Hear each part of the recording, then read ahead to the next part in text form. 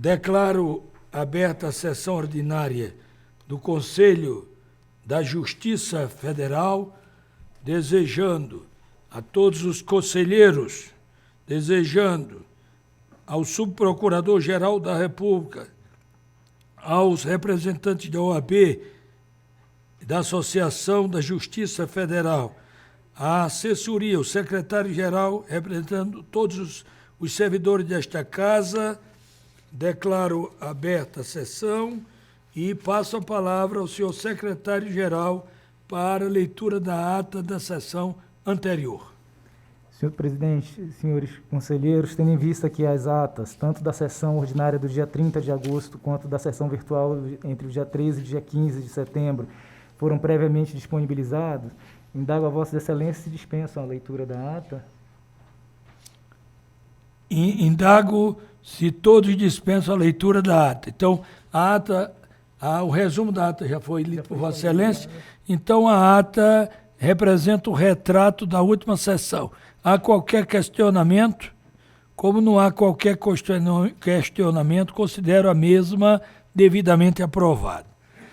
Senhores ministros, senhores conselheiros, representantes da Procuradoria-Geral da República, advogados, representantes da JUF, senhoras e senhores, neste momento vou iniciar o ato de assinatura de um acordo de cooperação técnica entre o Superior Tribunal de Justiça e o Conselho da Justiça Federal com o Tribunal Regional Federal da 4ª Região. E eu passo a palavra ao mestre de cerimônia. Autoridades, senhoras e senhores, boa tarde. Tem início neste momento o ato de assinatura dos acordos de cooperação técnica que entre si celebram o Superior Tribunal de Justiça e o Conselho da Justiça Federal com o Tribunal Regional Federal da 4ª Região. O presente acordo tem por objetivo autorizar nova cessão de direito de uso do Sistema Eletrônico de Informações, SEI.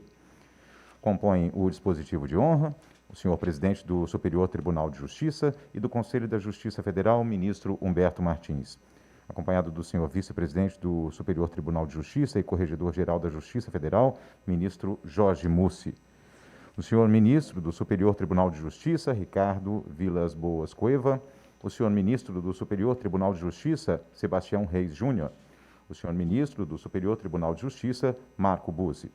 O senhor presidente do Tribunal Regional Federal da 1ª Região, desembargador federal Ítalo Mendes. O senhor presidente do Tribunal Regional Federal da 2ª Região, desembargador federal Messô Azulay Neto. O senhor presidente do Tribunal Regional Federal da 3ª Região, desembargador federal Mairan Gonçalves Maia Júnior. O senhor presidente do Tribunal Regional Federal da 4ª Região, desembargador federal Ricardo Teixeira do Vale Pereira. O senhor presidente do Tribunal Regional Federal da 5ª Região, desembargador federal Edilson Pereira Nobre Júnior. O representante do Ministério Público Federal, subprocurador-geral da República, Francisco Rodrigues dos Santos Sobrinho. O presidente da Associação dos Juízes Federais do Brasil, juiz federal Eduardo André Brandão de Brito Fernandes. O representante do Conselho Federal da OAB, advogado Luiz Cláudio Silva Aleman. O secretário-geral do Conselho da Justiça Federal, juiz federal Márcio Luiz Coelho de Freitas. O juiz auxiliar da presidência do STJ, Miguel Ângelo de Alvarenga Lopes. O juiz auxiliar da Corregedoria-Geral da Justiça Federal, João Batista Lazari. A juíza auxiliar da Corregedoria-Geral da Justiça Federal, Daniela Pereira Madeira. O diretor-geral substituto do Superior Tribunal de Justiça, Luiz Antônio de Souza Cordeiro. E o secretário-geral do Superior Tribunal de Justiça, Dr. Jadson Santana. Assinam o presente acordo o presidente do Superior Tribunal de Justiça e do Conselho da Justiça Federal, ministro Humberto Martins.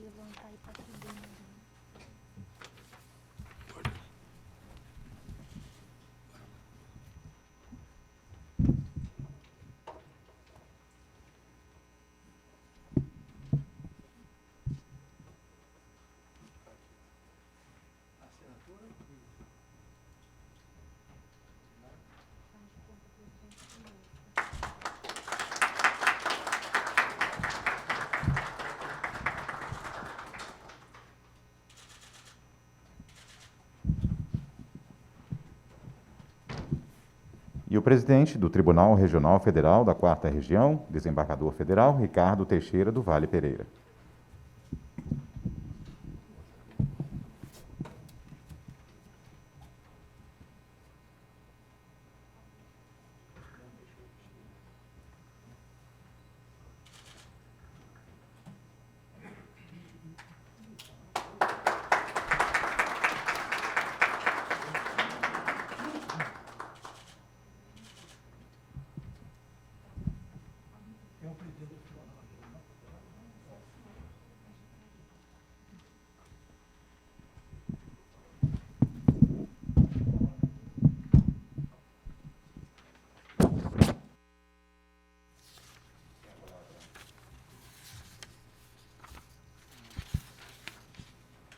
Tem a palavra neste momento o senhor presidente do Tribunal Regional Federal da 4ª Região, desembargador Ricardo Teixeira.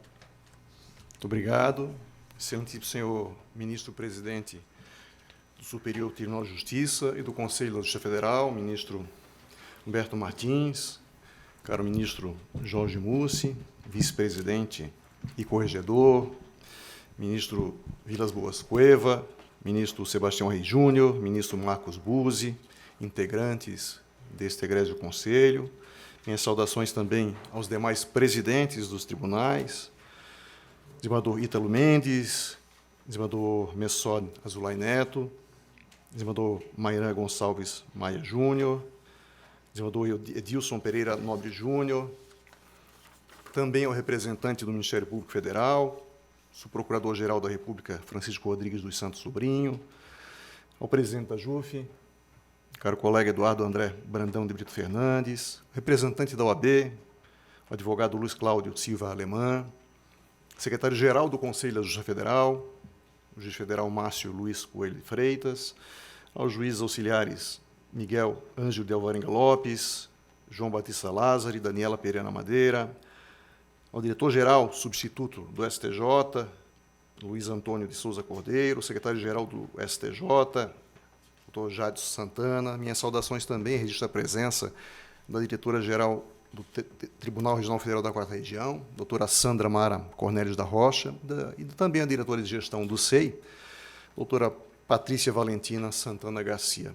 Com muita honra, o Tribunal da 4ª Região celebra este acordo. O SEI foi criado em 2009 para integrar eletronicamente a atividade administrativa da Justiça Federal da 4ª Região, formada pelo TRF4 e pelas 3 seções judiciárias, Paraná, Santa Catarina e Rio Grande do Sul. E o objetivo era exatamente esse, de modernizar a atividade da área administrativa para que fosse realizada virtualmente, eletronicamente, eliminando o custo ambiental, inclusive, do transporte para movimentar documentação por toda a região e reduzindo drasticamente o tempo de tramitação dos procedimentos administrativos e enxugando, consequentemente, fluxos de trabalho, sem deixar de ressaltar, evidentemente, a transparência que é trazida por um processo eletrônico. Constitui o SEI um sistema de gestão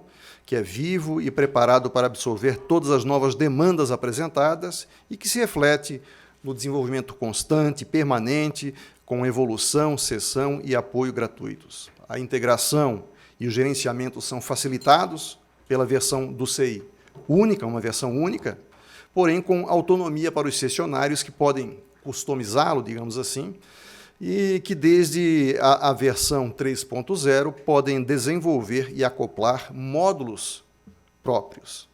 Agora, na versão 4.0, que foi disponibilizada esse ano, o SEI trouxe mais segurança, com duplo fator de autenticação, o que fortalece o sistema de segurança, e, bem assim, funcionalidades inovadoras, como o SEI Federação, que permite o compartilhamento de processos entre os órgãos públicos que utilizam o sistema nessa versão, ou seja, os processos poderão transitar, por exemplo, entre o Conselho e os tribunais sem qualquer problema, sem necessidade de remessa, de malote digital,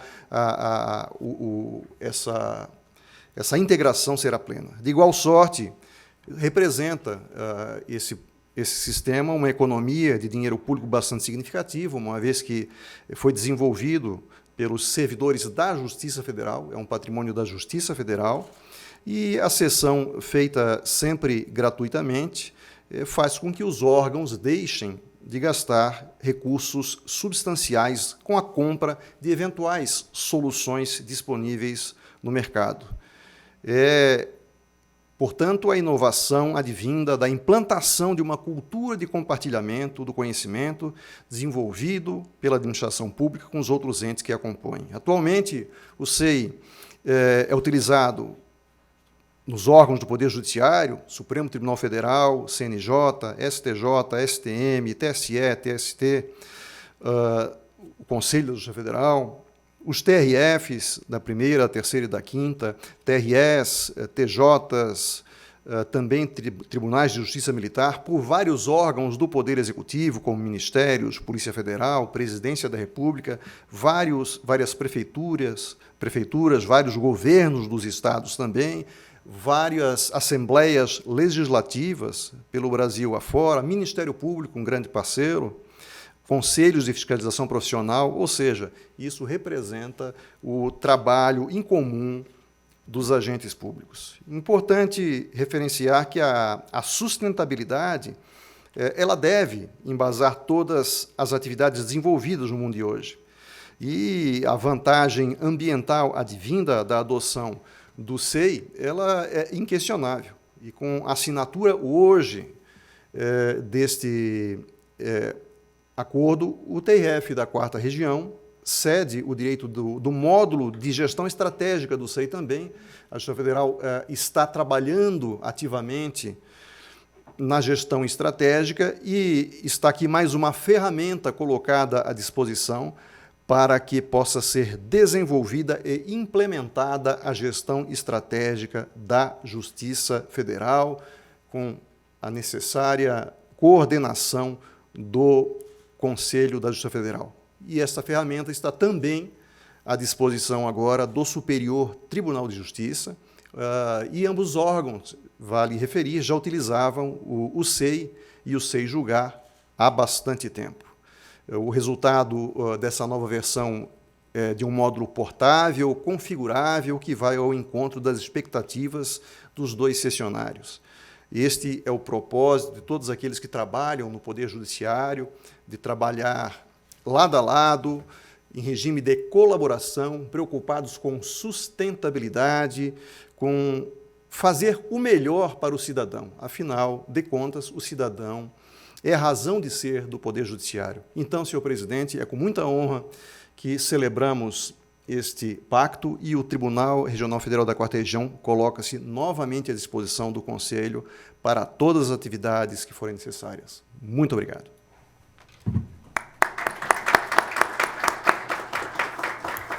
Nós ouviremos agora o pronunciamento do senhor presidente do Superior Tribunal de Justiça e do Conselho da Justiça Federal, ministro Humberto Martins. Excelentíssimo senhor vice-presidente do Superior Tribunal de Justiça, vice-presidente do Conselho da Justiça Federal, corregedor-geral da Justiça Federal e diretor do Centro de Estudos Judiciários, ministro Jorge Mussi, companheiro e parceiro nesta missão de presidir o STJ e o Conselho da Justiça Federal. Senhores ministros do Conselho da Justiça Federal, Vilas Boas Cueva, Sebastião Reis Júnior, Marco Buzzi, presidente do Tribunal Regional Federal da 1ª Região, desembargador federal Ítalo Mendes, presidente do Tribunal Regional Federal da 2ª Região, Messoda Azulay Neto, presidente do Tribunal Regional Federal da 3ª Região, Mairan Gonçalves Maia Júnior, presidente do Tribunal Regional Federal da 4ª Região, a quem parabenizo em razão deste acordo de cooperação técnica com o TRF4, desembargador federal Ricardo Teixeira do Vale Pereira, presidente do Tribunal Regional Federal da 5ª Região, desembargador federal Edilson Pereira Nobre Júnior, e destaca a presença de todos os presidentes dos tribunais regionais federais, com exceção da 2ª Região, todos presentes aqui no Conselho da Justiça Federal. É uma prova de que estamos voltando gradativamente ao presencial no Conselho da Justiça Federal. Aproveito para parabenizá-los, também parabenizar ao presidente da JUF, juiz federal Eduardo Fernandes, por se encontrar presente neste conselho. Também parabenizar o nosso representante do Conselho Federal da OAB, advogado Luiz Cláudio Alemande, que também se faz presente, e agradecer a acolhida e o apoio institucional na cidade de Vitória do Espírito Santo, quando recebemos homenagem no Tribunal de Justiça do Estado do Espírito Santo, na OAB do Espírito Santo, no Tribunal de Contas do Espírito Santo e também no Fórum da Justiça Federal. Foi um dia intenso, na semana passada, mas muito proveitosa, quando de forma presencial participamos de 5 eventos, inclusive recebendo a maior comenda do Estado do Espírito Santo, por Sua Excelência, a unanimidade, por Sua Excelência, o governador Casagrande. Então, em seu nome, eu quero também agradecer a todos e ao povo do Espírito Santo, em nome da Ordem dos Advogados, que representa também, no meu sentir, a sociedade civil brasileira. Também quero agradecer a presença do representante do Ministério Público Federal, o subprocurador-geral da República, procurador Francisco Rodrigues dos Santos Sobrinho, que representa a Procuradoria-Geral da República. Em seu nome eu quero saudar o dileto amigo e procurador-geral Augusto Aras. Quero também apresentar as nossas homenagens ao secretário-geral do Conselho da Justiça Federal, juiz federal Márcio Luiz Coelho de Freitas. Em seu nome eu quero saudar todos os servidores da Justiça Federal. O juiz auxiliar da presidência do STJ, Miguel Ângelo de Alvarenga Lopes, que também é o secretário-geral substituto do Conselho da Justiça Federal. E com a ida do doutor Marcos Freitas para o CNJ, será o nosso secretário-geral. Já indicado, falta só a sabatina, né? Que é do doutor Márcio, não de Vossa Excelência. Vossa Excelência já foi sabatinado pela presidência. Então, Vossa Excelência será o secretário-geral do Conselho da Justiça Federal e irá trabalhar ao meu lado e do ministro Jorge Mussi. Também quero destacar a presença do juiz auxiliar da Corregedoria Geral da Justiça Federal, João Batista Lazari. Em seu nome, eu quero saudar todos os servidores da Corregedoria Geral da Justiça Federal. Também a juiz auxiliar da Corregedoria da Justiça Federal, juíza Daniela Pereira Madeira, o diretor-geral substituto do STJ, doutor Luiz Antônio de Souza Cordeiro. Em seu nome eu quero saudar todos os servidores do Tribunal da Cidadania. E em nome do secretário-geral do Superior Tribunal de Justiça, doutor Jadson Santana, eu quero saudar a todo o quadro de servidores terceirizados daquele tribunal e todos os órgãos técnicos que compõem o Superior Tribunal de Justiça, junto à presidência do Superior Tribunal de Justiça. Amigos, amigas, advogados, advogadas, Ministério Público, Procuradoria e Defensoria Pública, amigos, amigas da Justiça Federal.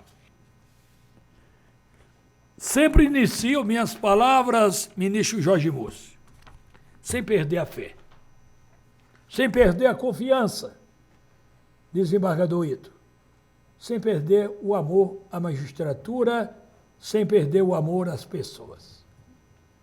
E tenho certeza, senhores presidentes dos tribunais regionais federais, que precisamos dar as mãos às pessoas.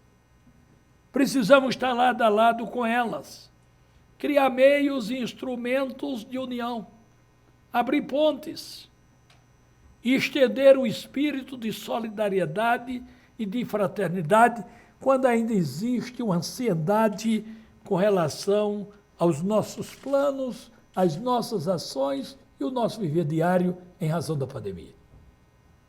Vamos vencer a pandemia? É uma pergunta que ainda não foi respondida.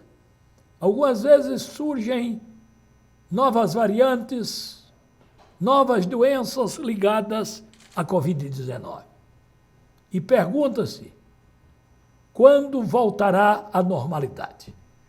Já existe até o que nós já chamamos de novo normal, viver à distância e achar que estamos próximos, através de ferramentas eletrônicas.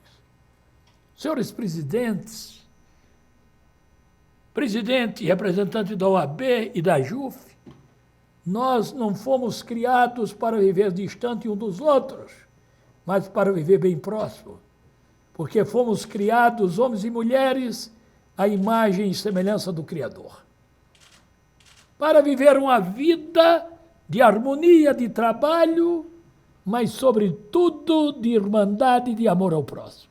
É isso que nós esperamos no pós-pandemia. Mais amor, mais solidariedade, mais aperto de mãos, mas, sobretudo, mais união entre as pessoas, respeitando a dignidade da pessoa humana e os direitos humanos. Sem raça, sem cor, sem distinção, porque somos iguais desde a criação. Não em razão da lei, mas desde a formação e a criação do universo.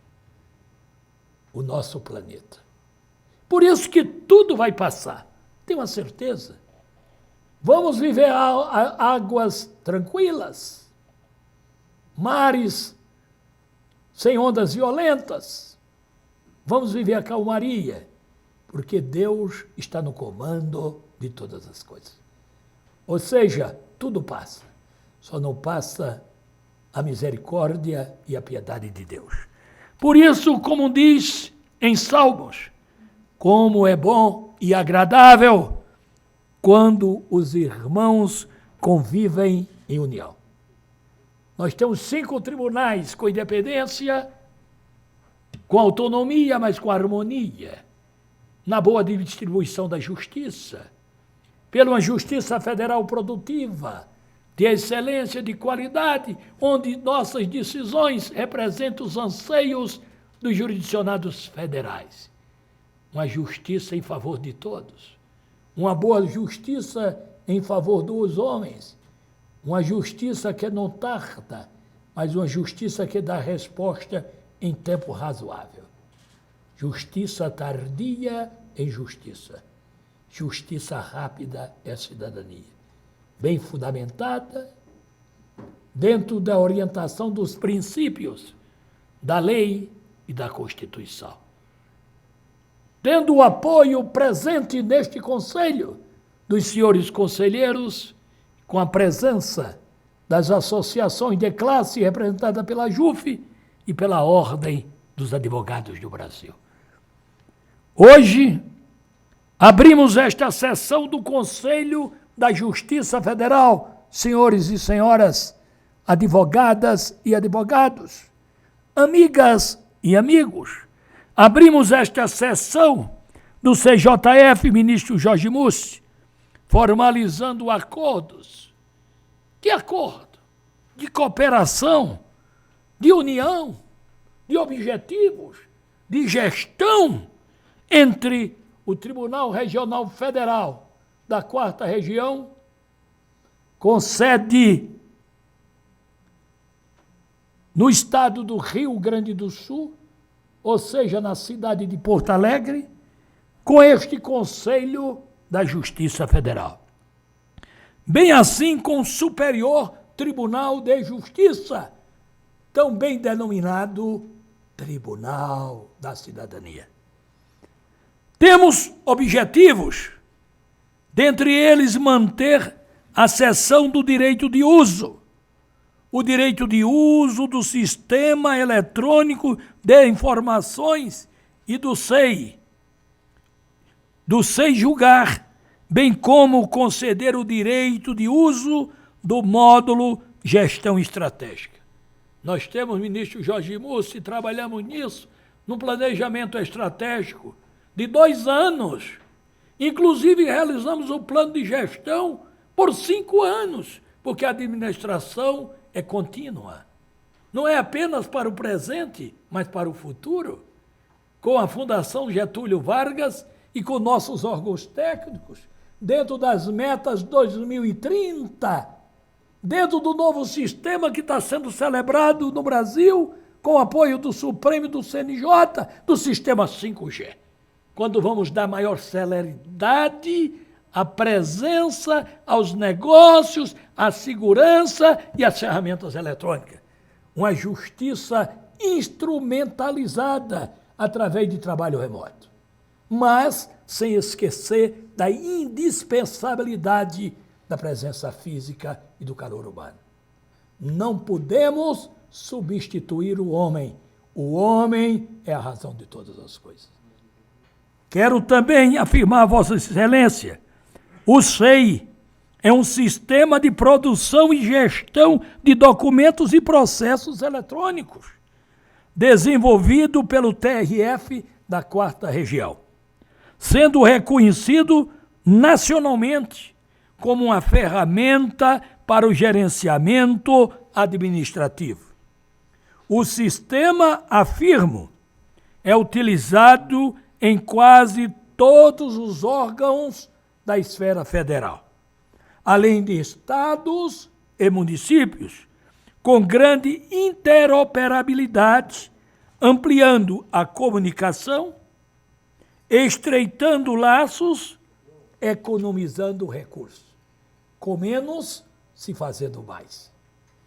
Posso também dizer que o sistema foi implantado no STJ em 2015 e no CJF em 2019, tornando a gestão documental ágil, atuante, transparente, aumentando a eficiência administrativa e fazendo com que os usuários fossem chamados a adotar mudanças culturais positivas, visto que os processos administrativos têm todo o seu trâmite online. Inclusive, trazem a possibilidade de que diversas pessoas trabalhem simultaneamente no mesmo processo. É o desenvolvimento da ciência tecnológica. Ou seja, de olhos abertos para o futuro. O SEI, Jorge Mussi, conversamos sobre o SEI, e o SEI tem sido essencial nas atividades administrativas deste Conselho, do Tribunal da Cidadania, essencialmente num período tão difícil que vivemos, o período da pandemia. E o período de trabalho remoto fez com que o judiciário não parasse. O judiciário estivesse atento, vigilante e alerta, verdadeiro escoteiro, desbravador, no sentido de responder os questionamentos da sociedade. Mas sempre numa visão de que o maior de todas as coisas, o maior bem é o ser humano. E o maior de todos os bens é o bem da vida. Sem esquecer a saúde, mas também sem esquecer, Jorge Mussi, o trabalho, o crescimento e a segurança jurídica. Para o desenvolvimento, abrindo mais empregos, mercados de trabalho para os nossos irmãos e irmãs do Brasil. Temos que trabalhar com a tecnologia, temos que defender a vida, temos que defender a ciência, mas temos que defender o trabalho, o crescimento e a segurança jurídica. Podemos também afirmar, que o módulo SEI Julgar, instalado em 2019, tanto no STJ como no Conselho da Justiça Federal, possibilitou o trâmite totalmente virtual de cada uma das etapas do julgamento de processos administrativos levado ao Conselho de Administração do STJ e do plenário do Conselho da Justiça Federal. Ou seja, doutor Jasper Santana e Luiz Antônio, nós estamos de mãos dadas, somos irmãos, STJ e Conselho da Justiça Federal. O que se aplica lá, se aplica cá. Nascemos de uma mesma família, tratamento iguais. Toda essa modificação traz resultados, resultados positivos, resultados de excelência, resultados de um plano de trabalho, um trabalho eficiente, um trabalho produtivo, mas, sobretudo, um trabalho que tem planejamento de ação. Início, meio e fim. E toda essa modificação, todo esse resultado positivo que é oferecido ao cidadão, grande destinatário de nossa atividade, o processo eletrônico facilita, senhores presidentes do Conselho da Justiça Federal, senhores ministros, facilita o acesso à justiça. Todos têm direito de acessibilidade, como prevê e estabelece a nossa Constituição Federal, evitando, assim, a necessidade de deslocamentos para entrega de documentos físicos, especialmente nesse momento que temos que ter o distanciamento, porque ainda não vencemos totalmente a pandemia. Temos que usar máscaras, temos que utilizar do gel, do álcool gel, e temos que ter precauções para não contaminar outras pessoas. Mas estamos unidos e irmanados, cada um fazendo a sua parte em prol de todos. É o Tribunal da Cidadania, com a versão 4.0 do SEI, que já se encontra implantado tanto no Conselho da Justiça Federal, como em fase final de implantação no STJ, ampliando ainda mais o benefício aos usuários e demonstrando o alinhamento com os órgãos, trazendo a inovação e uma gestão responsável na aplicação do bem servir, na boa gestão pública. Testemunhamos usuários mais satisfeitos através de pesquisas e uma vida institucional mais sustentável, dinâmica, onde se concretiza que o judiciário no Brasil é viável.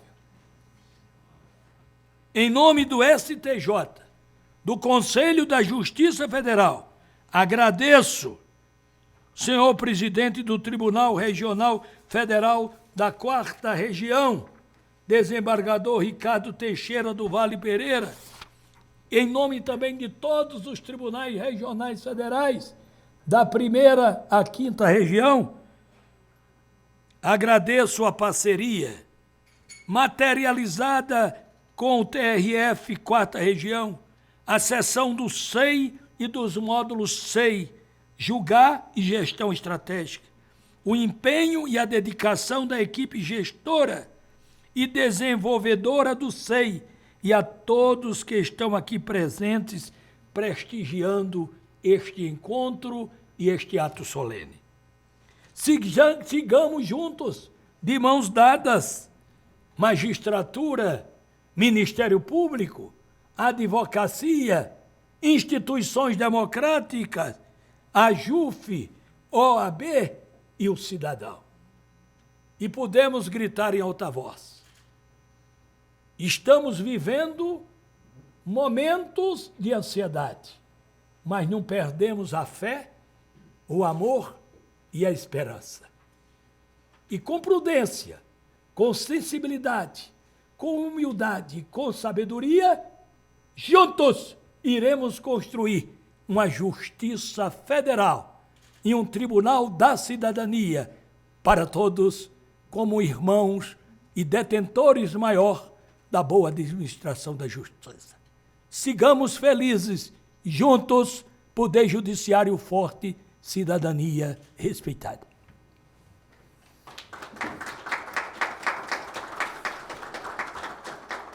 Senhoras e senhores, com a devida autorização, está encerrado este ato de assinatura de cooperação técnica. A todos uma excelente tarde. Agradecemos a todos e a todas e vamos dar prosseguimento com a pauta de sessão de julgamentos. Número 1, procedimento normativo. Processo da relatoria do ministro-presidente. Cuida-se de proposta de alteração de resolução CJF número 2/2008, que regulamenta no âmbito do Conselho da Justiça Federal, de primeiro e segundo graus, os benefícios estabelecidos na Lei 8112 de 1990. A proposta incorpora a resolução deste Conselho, o disposto no artigo 209 da Lei 8112 de 1990, inserindo o artigo 21D, para autorizar a jornada de trabalho de 6 horas diárias ininterruptas, para que a servidora lactante possa amamentar seu filho ou sua filha até a idade de 1 ano.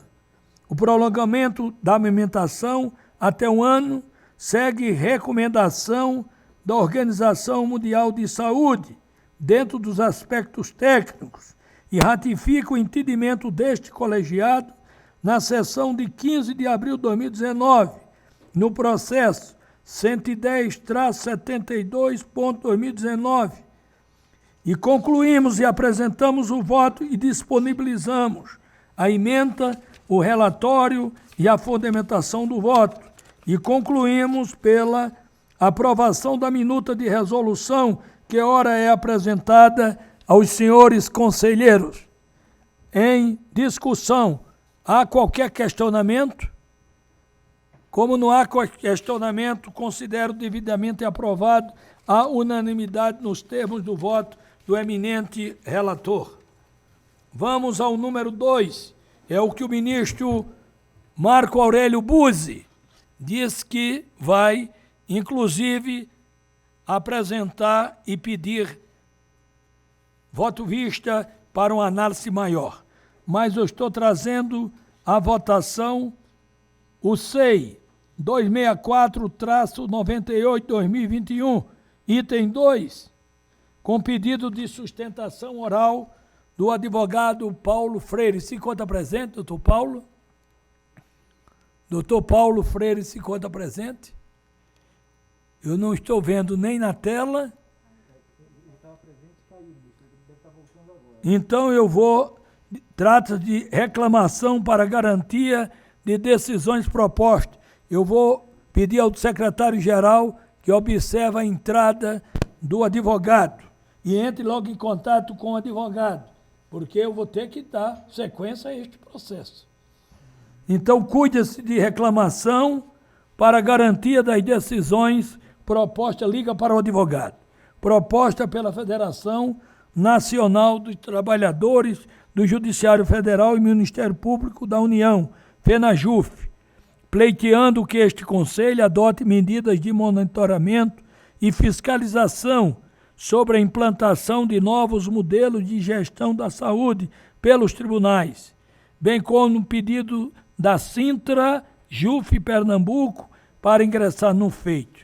O cerne da questão discutida neste procedimento, em síntese, diz respeito à possibilidade de os tribunais cessarem o fornecimento do auxílio-saúde de caráter indenizatório, na hipótese de prestação de assistência à saúde por outros meios, a exemplo do Programa de Autogestão em Saúde, do TRF da 5ª Região e sessões judiciárias vinculadas.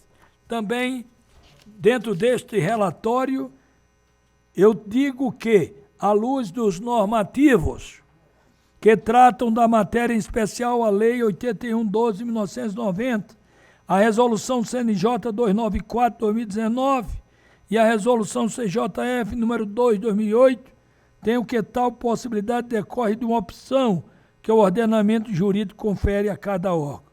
Assim, caso o tribunal opte por adotar uma das outras modalidades previstas no artigo 4º da resolução do CNJ, deverá o órgão fazer uma análise de sua situação e decidir se deseja ou não possibilitar que os servidores sejam indenizados, caso não façam adesão ao plano oferecido pelo tribunal. Essa modalidade é uma faculdade da administração, nos exatos termos do artigo 4º, parágrafo 2º da norma do CNJ, Também destaco que o artigo 4º, parágrafo 2º da Resolução CNJ 294/2019, não impede que este Conselho, na condição de órgão central do Sistema de Recursos Humanos da Justiça Federal, fiscalize os programas de autogestão implantados pelos tribunais, notadamente no tocante à proporcionalidade e à razoabilidade no sistema de custeio do modelo de assistência à saúde. Em relação ao programa de autogestão em saúde da 5ª Região, denominado TRF-MED, não verifico, no meu sentido, descumprimento à norma deste Conselho. Então, destaca o que expôs o relatório. O eminente advogado já se faz presente?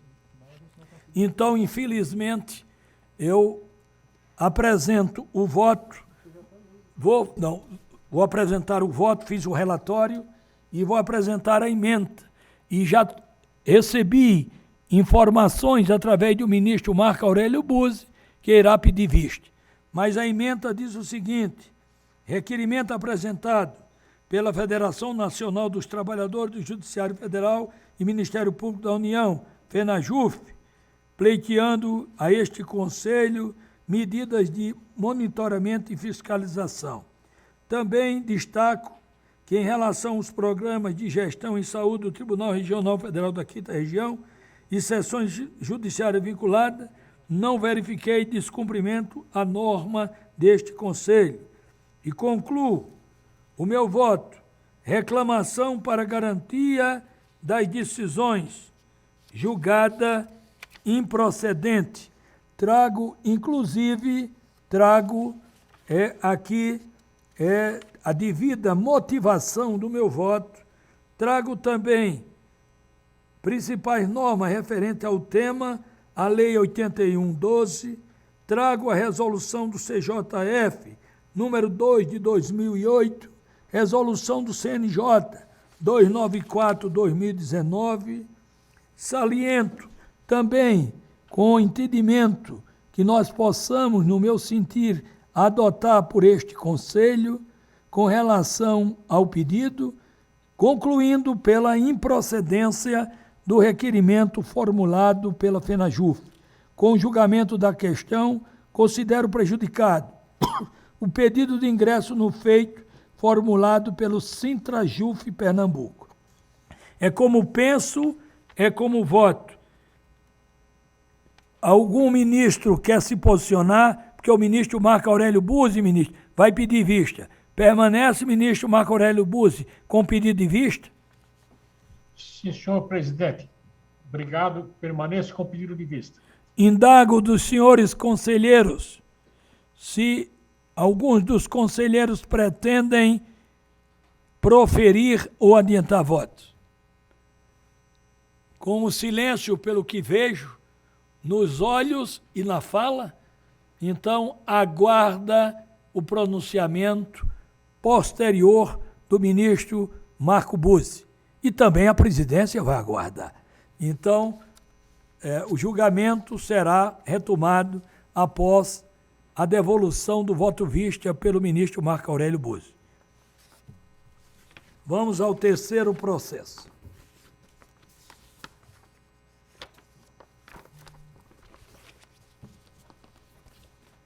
O terceiro processo é da minha relatoria. Trata-se... Esse aqui, né? Trata-se o terceiro processo, 1372-14-2021, processo administrativo, parte Associação dos Juízes Federais do Brasil, AJUF, requerente. Esse número 3, serei muito rápido, não houve qualquer destaque.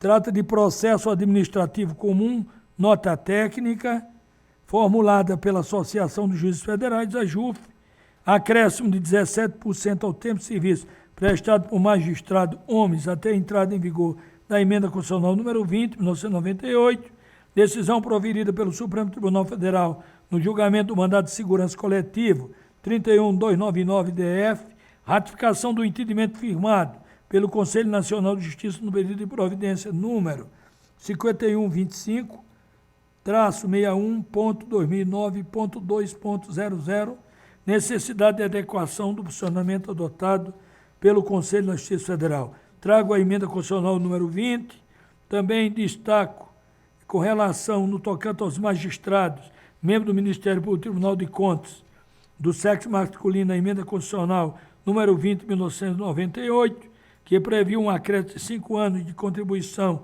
para a concessão de aposentadoria voluntária, estabelecendo em contrapartida a regra de transição compensatória específica mantida pela emenda constitucional 41, segundo o qual esses agentes teriam o tempo de serviço exercido até a publicação da emenda constitucional número 20, 98, contado com acréscimo de 17%, citando a emenda constitucional número 20, 98 e a emenda constitucional 41, 2003.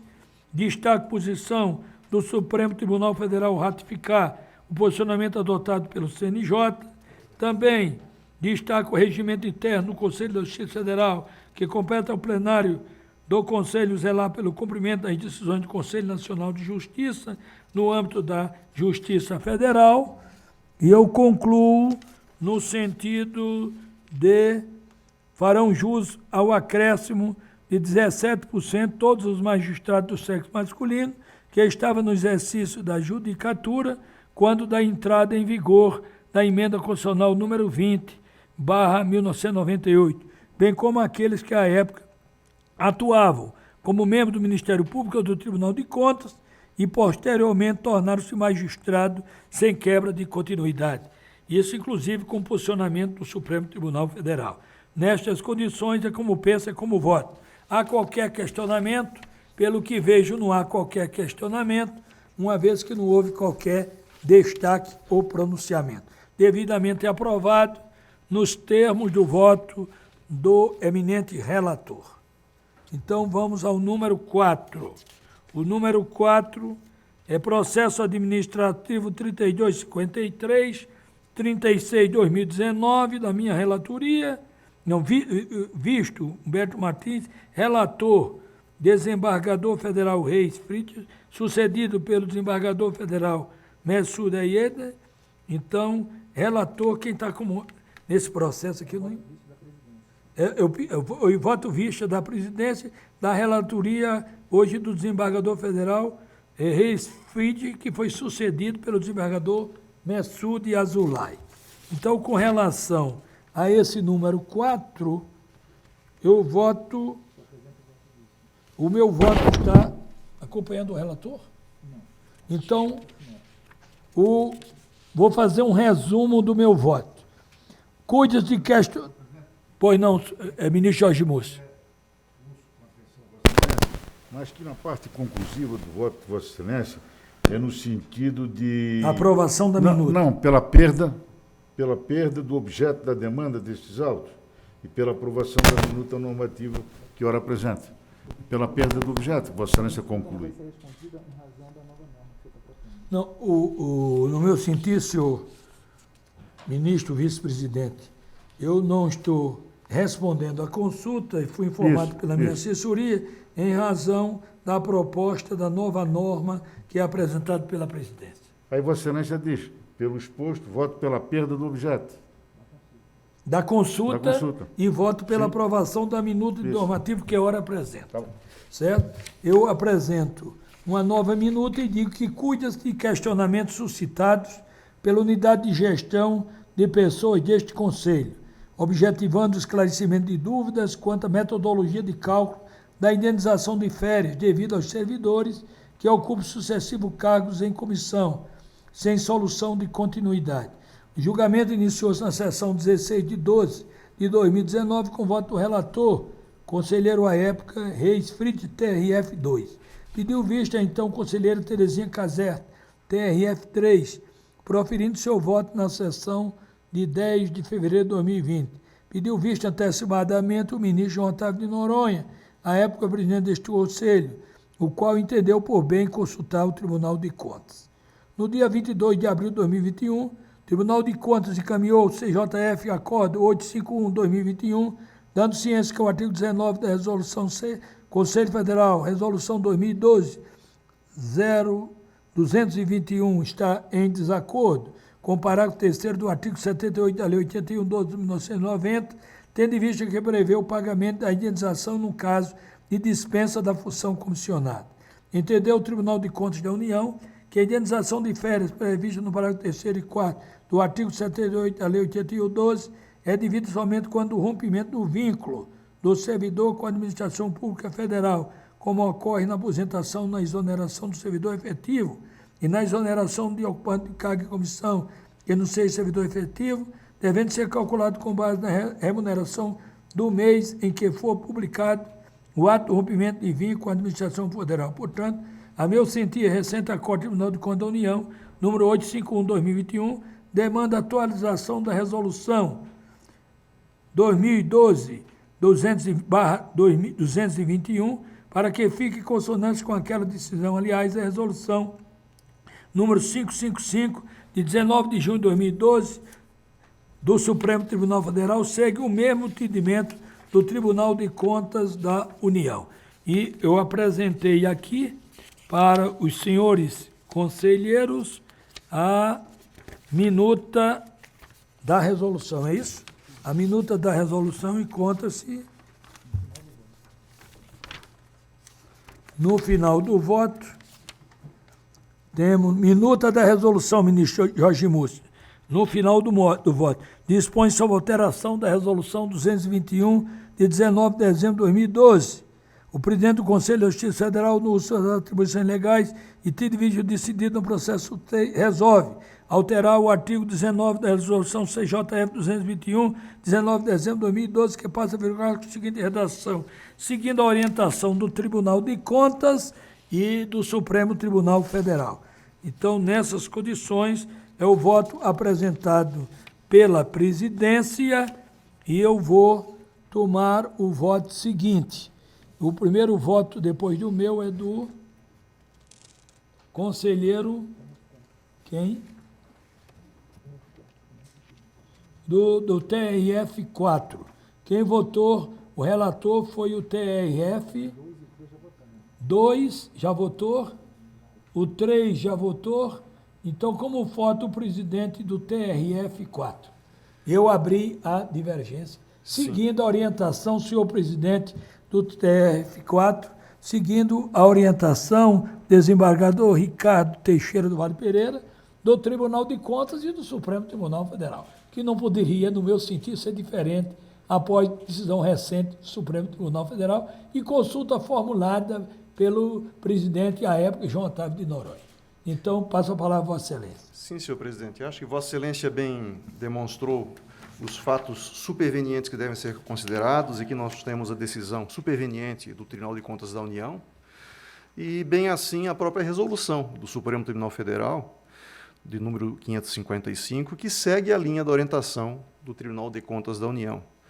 Assim, parece-me que recomendável de fato a adaptação e eu peço licença para acompanhar o voto de Vossa Excelência. Eu agradeço a Vossa Excelência. Acompanha. O presidente diverge dos votos apresentados pelo TRF2 e TRF3. Como vota o presidente do Tribunal Regional Federal da 5ª Região, nosso queridíssimo desembargador Edilson Pereira Nobre Júnior. Senhor presidente, também pelas mesmas motivações de Vossa Excelência e do desembargador Ricardo Pereira, que mostram que a matéria está assente no Tribunal de Contas da União e no Supremo, eu peço vênia aos que já votaram anteriormente para acompanhar o voto de Vossa Excelência. Agradeço, Vossa Excelência. Como vota o vice-presidente e ministro Jorge Mussi? Estou acompanhando integralmente Vossa Excelência, como bem disse o presidente da 4ª Região, já visto os fatos supervenientes, razão por que estou acompanhando Vossa Excelência. Agradeço a Vossa Excelência. Como vota o ministro Vilas Boas Cueva? Também eu, senhor presidente, acompanho Vossa Excelência. Agradeço a Vossa Excelência. Como vota o ministro Sebastião Reis? Senhor presidente, peço vênia o ministro relator e acompanho a divergência inaugurada por Vossa Excelência. Agradeço a Vossa Excelência. Como vota o ministro Marco Aurélio Buzzi? Presidente, eu também peço vênia e acompanho Vossa Excelência mormente frente à observação feita de proposta de adequação e alteração na resolução, com adequação ao entendimento do Tribunal de Contas da União. Acompanho, Vossa Excelência. Agradeço a Vossa Excelência. Como voto o presidente do TRF1, desembargador Ítalo Mendes. Senhor presidente, pelos fundamentos já declinados, eu peço vênia ao relator e acompanho o voto de Vossa Excelência. Proclamo o resultado. De acordo. Senhor presidente.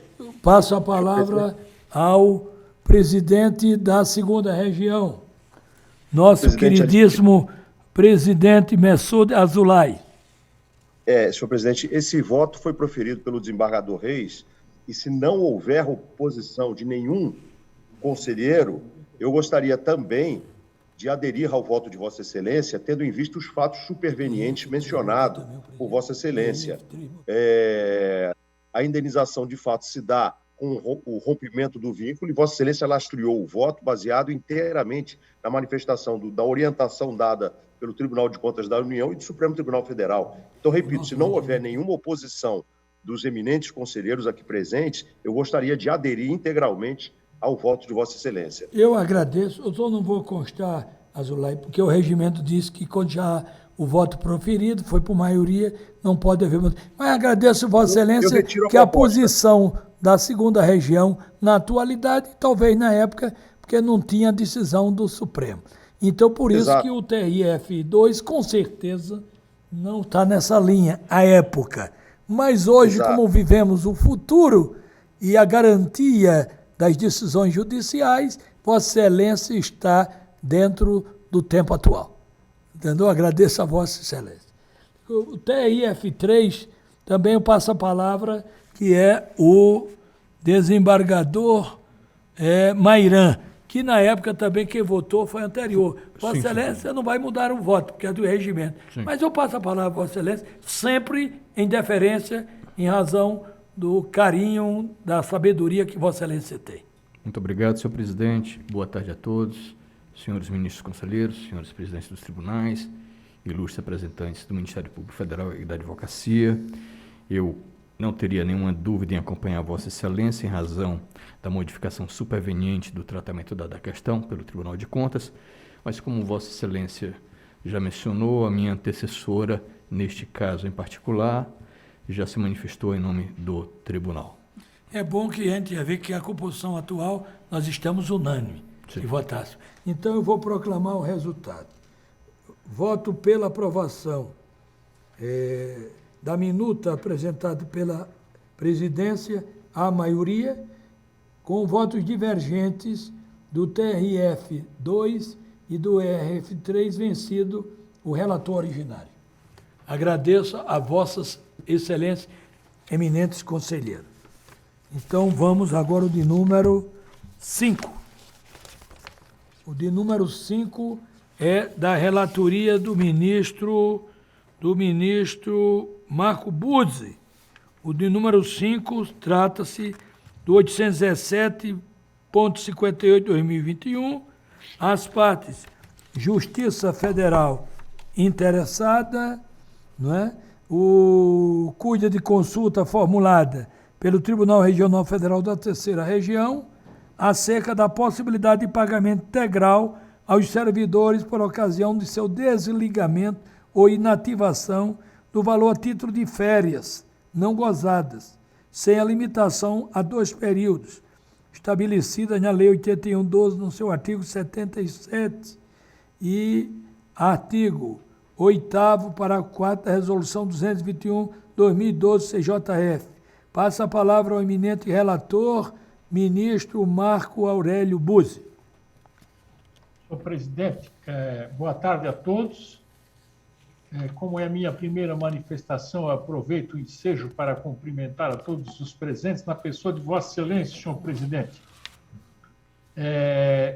Igualmente, cumprimento e parabenizo pela realização do ajuste e de parceria hoje, firmado também nessa solenidade. Sob julgamento, agora, nós temos já o processo apregoado por Vossa Excelência, e trata-se de consulta formulada pelo Tribunal Regional Federal da Terceira Região acerca da possibilidade de pagamento integral aos servidores por ocasião do seu desligamento ou inativação do valor a título de férias não gozadas, sem a limitação a 2 períodos de que tratam os artigos 77 da Lei 8.112, de 90, e o 8º parágrafo 4º da Resolução 221 de 2012, do Conselho da Justiça Federal. Consta aqui a informação número 5.756.472, de 2020, da DAJU, que a presente consulta teve origem em requerimento apresentado pela servidora inativa do aludido Tribunal Regional, oportunidade em que pleiteou o pagamento de indenização relativa ao período de férias na proporção de 10 dozeavos por mês de efetivo exercício, com fundamento, então, no parágrafo 1º do artigo 19 da Resolução 221 de 2012 do Conselho da Justiça Federal. Em referido caso, foi apurado um total de 2 anos, 10 meses e 4 dias de trabalho sem fruição de férias, correspondentes ao período aquisitivo de 12 de 12 de 2016 a 16 de 10 de 2019, quando do início da vigência da aposentadoria, ocorrida em novembro de 2019, efetuou-se o pagamento da indenização em favor da servidora referente a 2 períodos de férias. Suscitou-se a dúvida, entretanto, quanto à pertinência do pagamento do período excedente a esse limite, agora declinado.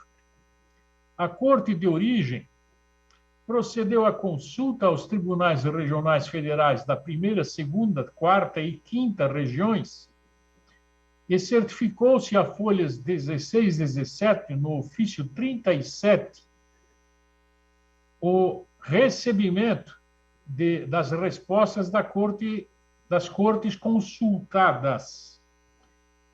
Determinada a instrução do processo, feito pelo secretário-geral do Conselho da Justiça Federal, no despacho SG 0204-140, ao advento das referidas ou aludidas informações sobre o atendimento da Suprema Corte quanto à matéria, ele também ali certificou e informou acerca dessa informação.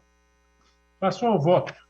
Preambularmente, aponte-se competir ao Conselho da Justiça Federal, nos termos do 3º da Lei 11.798, as atividades de administração judiciária que demandem coordenação central e padronização no âmbito da Justiça Federal, tragam os preceitos que não vou ler para não amassá-los. Na 4ª lauda do material que encaminha a Vossa Excelências, eu prossigo e digo, na espécie, cuida-se de consulta sobre a possibilidade de pagamento integral do valor apurado a título de indenização de férias não gozadas, quando do desligamento ou inativação dos servidores, sem a limitação a 2 períodos previstos no 77 da 8.112 e no 8º, parágrafo 4º da Resolução 221. Com efeito, trata-se de matéria relevante à administração judiciária, cuja abordagem deve ocorrer de maneira uniforme no âmbito da Justiça Federal. O benefício de férias emana do direito social assegurado ao trabalhador, no artigo 7, inciso 17 da Constituição Federal, direito estendido aos servidores públicos consoante o 39, parágrafo 3º, que está transcrito na 4ª lauda do material que encaminha a Vossa Excelência. Ali, na 4ª e na 5ª lauda, transcrevo também preceitos da 8.112, que estão, inclusive, nas partes que mais interessam, negritados. Além dos normativos lançados no voto, cuja cópia encaminha a Vossa Excelências, convém citar também os dispositivos da Resolução 221 de 2012 deste Conselho, norma que regulamenta a concessão de férias no âmbito do presente Conselho da Justiça Federal de primeiro e segundo graus, como está a folhas 5 e 6 desta manifestação, evidentemente no material que encaminha Vossas Excelências, e aí também na sexta lauda tomei a liberdade de negritar os aspectos mais destacados. Prossigo.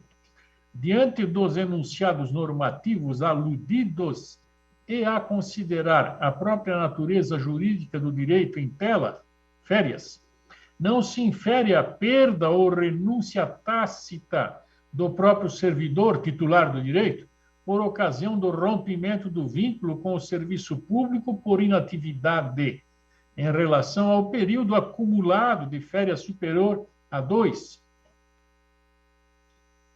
como está referido no artigo 77 da 8.812. Com efeito, as férias representam um direito constitucionalmente protegido e irrenunciável do trabalhador e visam a restabelecer a sua saúde física e mental. É instituto que determina a restauração da saúde do servidor e o aprimoramento da sua qualidade de vida e o alcance do seu bem-estar. Não há dúvidas, portanto, ao meu sentir, com todas as vênias, quanto à necessidade da fruição das férias pelo servidor quando estiver em atividade, com vistas à preservação da sua saúde física e mental, como já dito. Outro sim, ao passar para a inatividade, há que se viabilizar uma forma de ressarcimento pelos períodos não gozados, sob pena de, como será detalhado logo abaixo, enriquecimento ilícito ou sem causa por parte da administração. E prossigo na sétima lauda do material que encaminha a Vossas Excelências.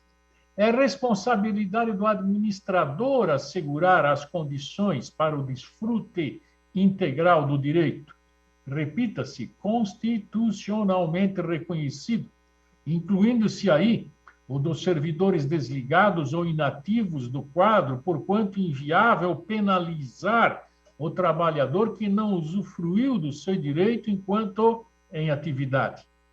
Fim do vínculo funcional e não gozar da integralidade do direito de férias, deve ser assegurado ao funcionário o direito à indenização.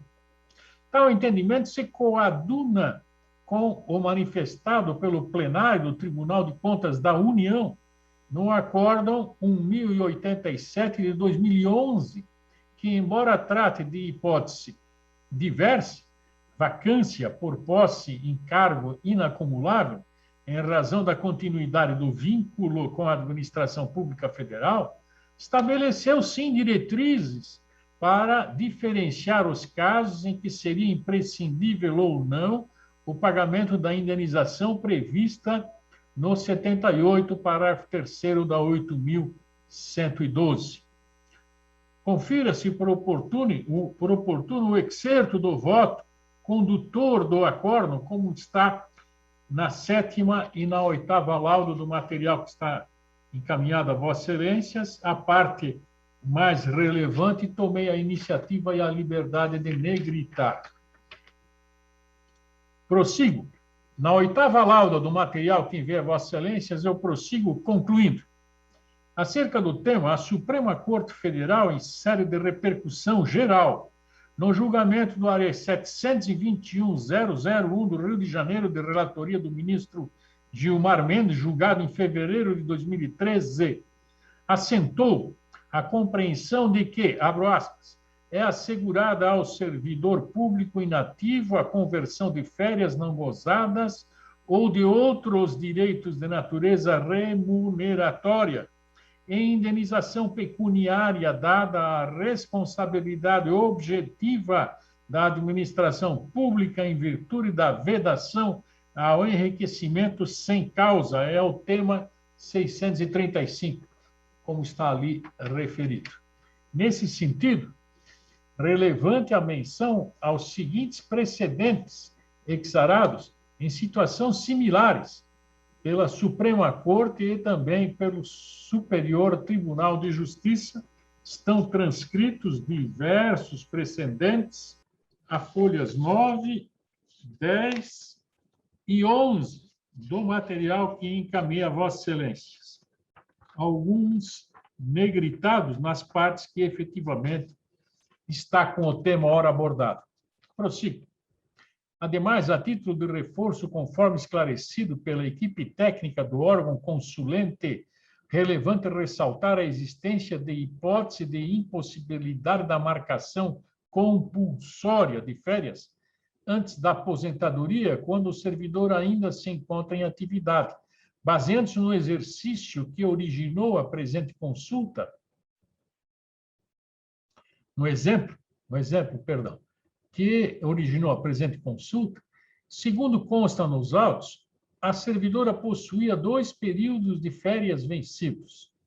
Ponto 1, 13 de 12 de 16 a 12 de 12 de 17, decorrente do primeiro período aquisitivo, e ponto 2, 13 de 12 de 17 a 12 de 12 de 18, relativo ao segundo período aquisitivo, além de um período de férias vencendo, correspondente ao período de 13 de 12 de 19 a 16 de 10 de 19, que iria se completar em 12 de 12 de 19.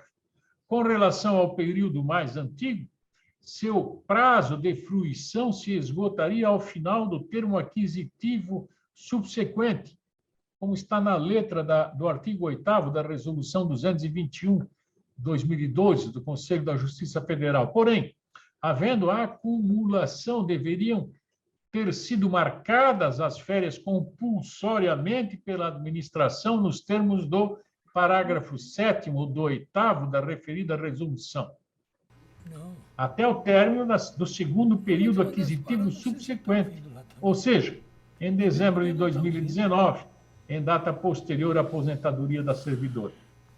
Nesta hipótese, portanto, a previsão normativa de marcação compulsória das férias não pode ser aplicada à servidora, pois, com a posterior concessão da aposentadoria, tornou-se impossível o gozo das férias acumuladas. Assim, a interpretação de todas essas normas pertinentes à matéria conduz à conclusão de que é devida, sim, a indenização por todo o período de férias acumulado, sob pena de configurar-se um enriquecimento sem causa da administração pública. Ante o exposto, e agora, caros colegas, fechando o meu voto e dando a parte dispositiva do meu voto, eu digo, ponto 3, ante o exposto e em resposta à consulta em tela, orienta-se aos órgãos integrantes da Justiça Federal a adoção dos seguintes posicionamentos em relação à concessão da indenização ora em foco. Ponto 1. Reconhecer a possibilidade do pagamento integral do valor apurado a título de indenização de férias não gozadas, quando do desligamento ou inatividade dos servidores, sem a limitação a 2 períodos prevista no artigo 77 da 8.112 de 90 e no artigo 8º, parágrafo 4º da Resolução 221. Ponto 2. Segue o comando. Registrar o cabimento da referida indenização apenas aos servidores em hipótese de desligamento definitivo ou rompimento do vínculo com a administração, consoante orientação jurisprudencial do Tribunal de Contas da União.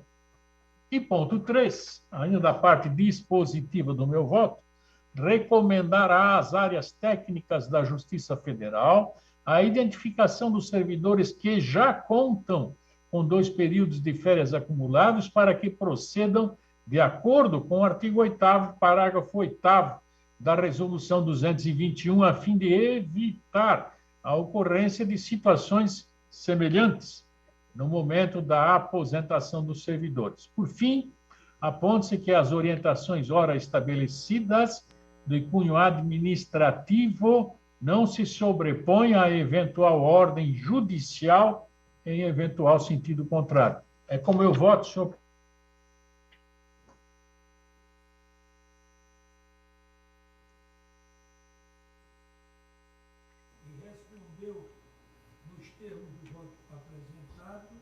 A quem submeto aos eminentes conselheiros. Como vota o presidente do TRF1? Senhor presidente, eu acompanho o eminente relator e faço o brilhante voto proferido por Sua Excelência, lastreado, inclusive, em precedentes. E, por conta disso, não tenho dúvida de acompanhar o voto de Sua Excelência, eminente relator. Acompanha o eminente relator, o desembargador Ítalo. Presidente do TRF2, Azulay. Acompanho integralmente o voto do eminente relator, senhor presidente. Acompanho o voto do eminente relator, TRF3. Com o eminente conselheiro relator, senhor presidente. TRF4. Também acompanho o eminente relator, senhor presidente. TRF5. Acompanho o voto de Sua Excelência, o ministro relator. Ministro Jorge Mussi. Cumprimentando o eminente relator, estou acompanhando, senhor voto. Ministro Vilas Boas Cueva. Mesmo modo, senhor presidente, com o ilustre relator. Ministro Sebastião Reis. Acompanhe, senhor presidente. Acompanha. E também acompanho. Proclamo o resultado.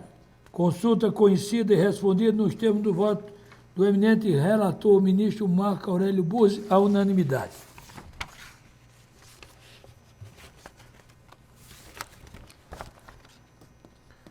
Nós temos o sexto, que é da relatoria do desembargador Ítalo Fiorivante Sábio Mendes, TRF1. Aqui consta que Vossa Excelência vai retirar de pauta a pedido de Vossa Excelência. Passo a palavra a Vossa Excelência, desembargador Ítalo, com relação ao de número 6, que trata do pedido de providências, tendo como parte interessada de Justiça Federal. Vossa Excelência vai pedir a retirada de pauta? Exato, senhor presidente. Eu pedi a retirada de pauta desse processo e abrir vista às associações que solicitaram vista dos autos. Então, atendendo solicitação das associações, o eminente relator, ministro desembargador federal Ítalo Mendes, retirou de pauta. Posteriormente será apresentado para julgamento. Número 7. Número 7 é voto vista da minha relatoria, do desembargador federal Mairan Maia. Relator, ministro Humberto Martins. Passo a palavra ao desembargador federal Mairan Maia, 2144-71-2020. O processo trata de interessado do Conselho da Justiça Federal e Justiça Federal. Com a palavra, Vossa Excelência. Senhor presidente, muito boa tarde. Eu acompanho Vossa Excelência na minuta apresentada, sugerindo aqui no voto vista que ora apresento, que fiz distribuir aos eminentes integrantes do Conselho, assim como fiz distribuir também um quadro comparativo, 4 pequenas sugestões nos artigos 2º e 3º, para fins de melhor adequação às disposições legais, no artigo 9º, em relação a uma melhor adequação com o próprio texto da resolução, e no artigo 4º, para fim de adequar as disposições ou as hipóteses nele previstas ao decidido pelo Tribunal de Contas da União no Acórdão 1940 de 2015, no qual responde à consulta formulada pela Câmara dos Deputados, sendo que a consulta do TCU, nos termos da lei, é vinculante aos órgãos da administração. Eu fiz distribuir, como já disse, o voto visto e o quadro comparativo dessas pequenas sugestões horas apresentadas, e, no mais, acompanho Vossa Excelência, senhor presidente. Eu quero esclarecer ao eminente desembargador federal Mairan Maia que eu estou aderindo às alterações sugeridas por Vossa Excelência quanto à redação dos artigos 2º, 3º, 4º e 9º da minuta de resolução. E também destacar que falta votar o desembargador Ricardo Teixeira, TRF4, e Edilson Nobre da 5ª, mas os demais acompanharam o relator. Só que o relator veio aderir a essas sugestões, uma vez que atende a atual consulta ao próprio Tribunal de Contas e vem, inclusive, trazer melhores esclarecimentos com relação ao voto anteriormente apresentado pela relatoria. Então, em razão disso, quero dizer que Vossa Excelência e os demais acompanharam o relator, que eu agora vou aderir a essas sugestões do desembargador Mairan. Eu também adiro, senhor presidente. Pronto, e justamente, ministro Cueva, Vossa Excelência está aderindo. Eu também, senhor presidente. Né? Eu também, senhor presidente. Também aderindo, e eu pergunto ao da 4ª e 5ª região se estão de acordo com essas alterações que foram apresentadas pelo vereador Mairan, que foram acolhidas pelo relator e também aprovadas e acompanhadas pelos outros conselheiros. Como o desembargador federal Ricardo Teixeira, da 4ª região. Senhor presidente, eu acompanho o voto de Vossa Excelência com essas sugestões agora acolhidas, feitas pelo eminente desembargador Mairan. Então, voto no mesmo sentido que Vossa Excelência e que o eminente desembargador Mairan. Agradeço, Vossa Excelência. Como voto do desembargador Edilson Nobre, do TRF5. Senhor presidente, também acompanho Vossa Excelência, e agora já com as sugestões incorporadas pelo desembargador Mairan Maia, a que Vossa Excelência assentiu, eu acompanho. Como a gestão é participativa e democrática, eu vou perguntar ao desembargador Ito, mas Vossa Excelência, só pelo gesto, já acompanhou. Mas Vossa Excelência acompanha essas alterações? Acompanho, senhor presidente. E o ministro Jorge Mussi acompanha. Então, há unanimidade nos termos de voto. Quem me deu a palavra? O desembargador Azulay com a palavra. Que neste caso aqui, me parece que há uma situação peculiar para a 2ª região, porque o desembargador Resfried, de fato, já votou. Eu não poderia alterar voto, mas aqui me parece que eu deveria, ao menos, ratificar a alteração, para não parecer que alguém ficou vencido. Então, como há uma alteração, tem razão. Como vota Vossa Excelência? Eu acompanho a Vossa Excelência também, inclusive com as alterações que foram feitas. Eu agradeço a Vossa Excelência que tem razão, porque houve uma parte nova, não é? E essa parte nova, o presidente, à época, ele desconhecia. Como foi aderida pelo relator e ela acompanhou o relator, Vossa Excelência está dando efeito de acompanhar o relator de forma dobrada, não é? Quer dizer, acompanhou na preliminar e acompanhou no principal, não é?